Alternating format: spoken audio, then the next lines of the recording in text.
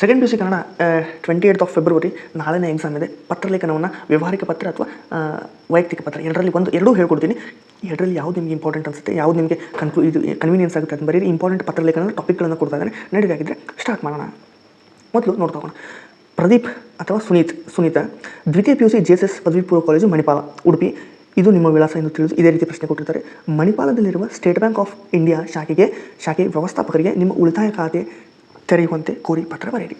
ಇದು ವ್ಯವಹಾರಿಕ ಪತ್ರ ಅಂತ ಕರೀತಾರೆ. ವ್ಯವಹಾರಿಕ ಪತ್ರ ಮೊದಲು ಕೊಡ್ತಾ ಇದ್ದಾನೆ. ಅದಾದ ನಂತರ ವೈಯಕ್ತಿಕ ಪತ್ರ ಕೊಡ್ತೀನಿ. ನೋಡಿ, ಸುನೀತಾ ಅಂತಂದರೆ ಹೆಣ್ಮಕ್ಳ ಹೆಸರಾಗಿ ಅಥವಾ ಪ್ರದೀಪ್ ಅಂತಂದರೆ ಗಂಡ್ಮಕ್ಳ ಹೆಸರಾಗಿ ಆಲ್ರೆಡಿ ಕೊಟ್ಟು ಬಿಟ್ಟಿದ್ದಾರೆ, ಅವರೇ ಕೊಟ್ಟಿದ್ದಾರೆ. ದ್ವಿತೀಯ ಪಿ ಯು ಸಿ ನಿಮ್ಮ ವರ್ಗ ಯಾವುದು ಅಂದರೆ ದ್ವಿತೀಯ ಪಿ ಯು ಸಿ JSS ಪದವಿ ಪೂರ್ವ ಕಾಲೇಜು ಮಣಿಪಾಲ ಜಿಲ್ಲೆ, ಉಡುಪಿ. ದಿನಾಂಕ ಕೊಟ್ಟುಬಿಟ್ಟಿದ್ದೀನಿ. ಇಷ್ಟನ್ನು ಅವರೇ ಕೊಟ್ಟಿದ್ದಾರೆ, ಇಲ್ಲ ಆಲ್ರೆಡಿ ಅವರೇ ಕೊಟ್ಟಿದ್ದಾರೆ. ಉಡುಪಿ ನಿಮ್ಮ ವಿಳಾಸ ಇಲ್ಲಿ ಕೊಟ್ಟು ಬಿಟ್ಟಿದ್ದಾರೆ. ಇಷ್ಟನ್ನು ನಾವು ಅಲ್ಲಿ ಬರ್ಕೊಂಡ್ವಿ. ಇದೇ ಒಂದು ಪ್ಯಾಟರ್ನನ್ನು ನಾವಿಲ್ಲಿ ಬರ್ಕೊಂಡ್ಬಿಟ್ಟು ಇಲ್ಲಿಂದ ಇಲ್ಲಿವರೆಗೂ ಬರ್ಕೊಂಡ್ರೆ ಮುಗಿದು ಹೋಯಿತು.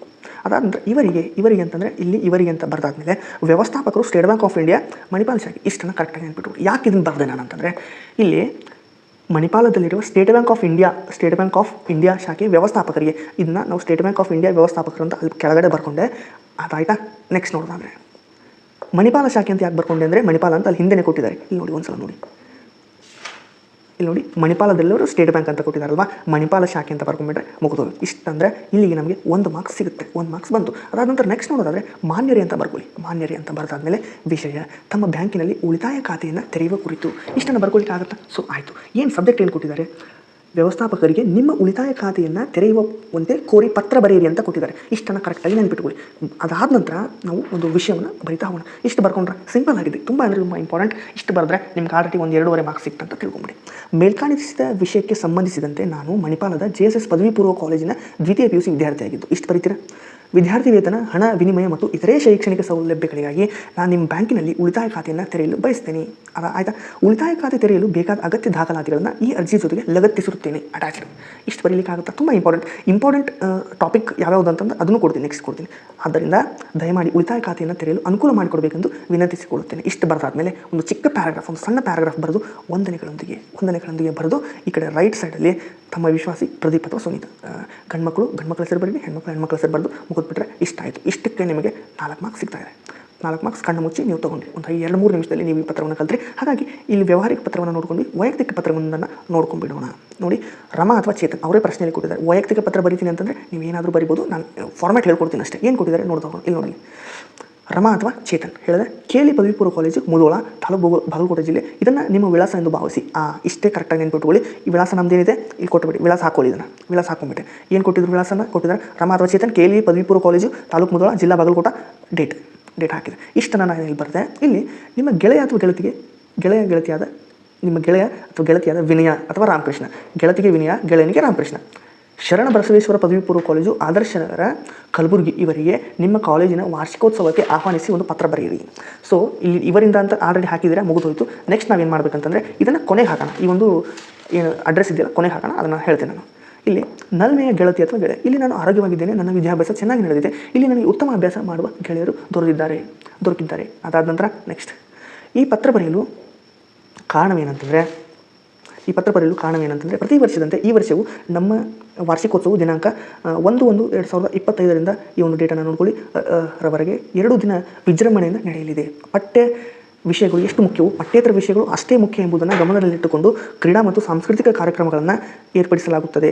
ಪ್ರತಿ ವರ್ಷದಂತೆ ಕಾಲೇಜಿನ ಶ್ರೇಷ್ಠ ವಿದ್ಯಾರ್ಥಿನಿಯರನ್ನು ಆಯ್ಕೆ ಮಾಡಿ ಮಾಡಲಾಗುತ್ತೆ. ಅದಾದ ನಂತರ ಕಾರ್ಯಕ್ರಮಕ್ಕೆ ನಾಡಿನ ಶ್ರೇಷ್ಠ ಸಾಹಿತಿಗಳನ್ನು ಮುಖ್ಯ ಅತಿಥಿಗಳನ್ನಾಗಿ ಆಹ್ವಾನಿಸಲಾಗುತ್ತದೆ. ಇಷ್ಟನ್ನು ಬರೀ ಏನಾದರೂ ಒಂದು ಇನ್ಫಾರ್ಮೇಷನ್ ಕೊಡಿ, ನಿಮಗೇನು ಅನ್ಸುತ್ತೆ ಅದನ್ನು ಬರಿಬೋದು. ಅದೇನು ಅಷ್ಟೊಂದೇನು ಅವರು ತುಂಬ ಓದ್ತಾ ಹೋಗಲ್ಲ, ಬಟ್ ನಮಗೊಂದು ನಾಲೆಜ್ ಬರಲಿ ಅಂತ ಅಷ್ಟೇ. ವಾರ್ಷಿಕ ಪರೀಕ್ಷೆಯಲ್ಲಿ ಅತ್ಯುತ್ತಮ ಸಾಧನೆ ಮಾಡಿರ್ತಕ್ಕಂಥ ವಿದ್ಯಾರ್ಥಿಗಳಿಗೆ ನಗದು ಬಹುಮಾನ ಕೊಡ್ತಾರೆ, ಸನ್ಮಾನ ಮಾಡ್ತಾರೆ ಅವರಿಗೆ. ಅದೇ ರೀತಿ ಕ್ರೀಡಾ ಹಾಗೂ ಸಾಂಸ್ಕೃತಿಕ ಕಾರ್ಯಕ್ರಮದಲ್ಲಿ ವಿಜೇತರಾದವರಿಗೆ ಪ್ರಥಮ ದ್ವಿತೀಯ ಬಹುಮಾನಗಳನ್ನು ನೀಡಲಾಗ್ತಕ್ಕಂಥದ್ದು. ಕಾರ್ಯಕ್ರಮದ ಕೊನೆಗೆ ಪ್ರತಿ ದಿವಸ ಸಂಗೀತ ಗೋಷ್ಠಿ ಮನೋರಂಜನೆ ಏರ್ಪಡಿಸಲಾಗ್ತಕ್ಕಂಥದ್ದು. ಅದಾದ ನಂತರ 2 ದಿನಗಳ ಕಾರ್ಯಕ್ರಮದಲ್ಲಿ ಉಪಹಾರ ಊಟದ ವ್ಯವಸ್ಥೆ ಇರುತ್ತದೆ. ಈ ಕಾರ್ಯಕ್ರಮಗಳನ್ನು ಅಚ್ಚುಕಟ್ಟಾಗಿ ಕಾಲೇಜಿನ ಉಪನ್ಯಾಸಕರು, ಆಡಳಿತ ಮಂಡಳಿಯವರು ನಿರ್ವಹಿಸುತ್ತಾರೆ. ಒಟ್ಟಿನಲ್ಲಿ ಕಾರ್ಯಕ್ರಮ ಮನೋಹರವಾಗಿರ್ತಕ್ಕಂಥದ್ದು. ನಾನು ಕೂಡ ಕೆಲವೊಂದು ಸ್ಪರ್ಧೆಗಳಲ್ಲಿ ವಿಜೇತನಾಗಿದ್ದೇನೆ. ಆ ಬಹುಮಾನಗಳನ್ನು ನಿಮ್ಮ ಸಮ್ಮುಖದಲ್ಲಿ ತೆಗೆದುಕೊಳ್ಳಬೇಕೆಂಬ ಆಶೆ ನನ್ನದಾಗಿರ್ತಕ್ಕಂಥದ್ದು. ಆದ್ದರಿಂದ ಈ ವಾರ್ಷಿಕ ಸ್ನೇಹ ಸಮ್ಮೇಳನಕ್ಕೆ ತಾವು ತಪ್ಪದೇ ಬರಬೇಕೆಂದು ಈ ಮೂಲಕ ಆಹ್ವಾನಿಸುತ್ತೇನೆ. ಇಷ್ಟು ಬರೆದಾದಮೇಲೆ ಹೊರ ವಿಳಾಸವನ್ನು ಹಾಕಬೇಕು. ಮನೆಯಲ್ಲಿ ಎಲ್ಲರೂ ಕ್ಷೇಮವಾಗಿದ್ದಾರೆಂದು ಭಾವಿಸುವೆ. ವಂದನೆಗಳೊಂದಿಗೆ ಇಂತಿ ನಿಮ್ಮ ಗೆಳೆಯ ಅಥವಾ ಗೆಳತಿ ರಮಾ ಅಥವಾ ಚೇತನ್. ಇಷ್ಟು ಬರೆದ್ರೆ ನಮಗೆ ಇಲ್ಲಿ ಕಂಪ್ಲೀಟಾಗಿ 4 ಮಾರ್ಕ್ಸ್ ಸಿಗುತ್ತೆ. ಬಟ್ ಒಂದು ಕಂಡೀಷನ್ ಏನಂತಂದರೆ ಹೊರಗಿನ ವಿಳಾಸವನ್ನು ಈ ರೀತಿ ಹಾಕಲೇಬೇಕು. ಹೊರಗಿನ ವಿಳಾಸವನ್ನು ಈ ರೀತಿ ಒಂದು ಕಾಲಮ್ ಮಾಡಿ ಬರೆದು ಇಲ್ಲಿ ಹೊರವಿಳಾಸ ವಿನಯ ಅಥವಾ ರಾಮಕೃಷ್ಣ ಗಂಡು ಮಕ್ಕಳ ಹೆಸರಾಗಿ, ವಿನಯ ಅಂದರೆ ಹೆಣ್ಮಕ್ಳ ಹೆಸರಾಗಿ, ಶರಣ ಬಸವೇಶ್ವರ ಪದವಿ ಪೂರ್ವ ಕಾಲೇಜು ಆದರ್ಶ ನಗರ ಕಲಬುರಗಿ. ಇದನ್ನೇ ಯಾಕೆ ಹಾಕಿದೆ ಅಂತಂದರೆ ಇಲ್ಲಿ ಕೊಟ್ಟಿದ್ದಾರೋ ಇದನ್ನೇ ಹಾಕಬೇಕಂತ. ಇಲ್ಲಿದೆ ಇಲ್ಲಿ ರಾಮಕೃಷ್ಣ ಶರಣ ಬಸವೇಶ್ವರ ಪದವಿ ಪೂರ್ವ ಕಾಲೇಜು ಆದರ್ಶ ನಗರ ಕಲಬುರಗಿ ಇವರಿಗೆ ನಿಮ್ಮ ಕಾಲೇಜಿನ ವಾರ್ಷಿಕ ಉತ್ಸವಕ್ಕೆ ಆಹ್ವಾನಿಸಿ ಒಂದು ಪತ್ರ ಬರೆಯಿರಿ ಅಂತ ಕೊಟ್ಟಿದ್ರು. ಅದೇ ರೀತಿ ಬರೆದೆ. ಸೊ ಇಷ್ಟನ್ನು ಬರೀಬೇಕಾಗುತ್ತೆ. ಇದಿಷ್ಟು ಆಯಿತು. ಈಗ ಇಂಪಾರ್ಟೆಂಟ್ ಟಾಪಿಕ್ಗಳನ್ನು ಯಾವುದಾದ್ರು ಟಾಪಿಕ್ ಇದೆ ಅಂತಂತ ಅದನ್ನು ನೋಡ್ತಾ ಹೋಗೋಣ.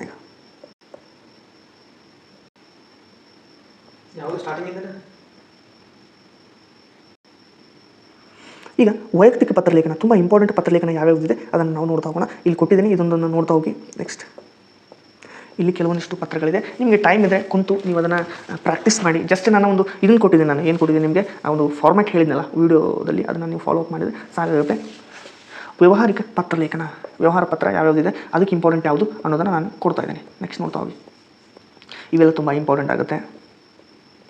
ಸರಿ, ಇದಿಷ್ಟು ಈ ಒಂದು ವಿಡಿಯೋದಲ್ಲಿ. ವಿಡಿಯೋಗೊಂದು ಲೈಕ್ ಮಾಡಿ, ನಮ್ಮ ಚಾನಲನ್ನು ಸಬ್ಸ್ಕ್ರೈಬ್ ಮಾಡ್ಕೊಳ್ಳಿ. ವಿಡಿಯೋ ಒಂದು ಲೈಕ್ ಮಾಡುವ ಮೂಲಕ ನಮ್ಮ ಟೆಲಿಗ್ರಾಮ್ ಚಾನಲ್ಗೆ ಹೋಗಿ ಜಾಯ್ನ್ ಆಗಿ. ಎಲ್ಲ ರೀತಿ PDF ನೋಟ್ಸ್ ಈ ಒಂದು PDF ಕಮೆಂಟಲ್ಲಿ ಮತ್ತು ಟೆಲಿಗ್ರಾಮ್ ಚಾನಲಲ್ಲಿ ಕೊಟ್ಟಿದ್ದೇನೆ. ನಿಮ್ಮ ಸ್ನೇಹಿತರು ಈ ಒಂದು ವಿಡಿಯೋನ ಶೇರ್ ಮಾಡಿ, ಅವ್ರಿಗೂ ಸಹ ಹೆಲ್ಪ್ ಆಗುತ್ತೆ. ನಡೀರಿ ಮತ್ತೆ ಮುಂದಿನ ಒಂದು ವಿಡಿಯೋದಲ್ಲಿ ಸಿಗ್ತದೆ. ಧನ್ಯವಾದ ಸ್ನೇಹಿತರೆ.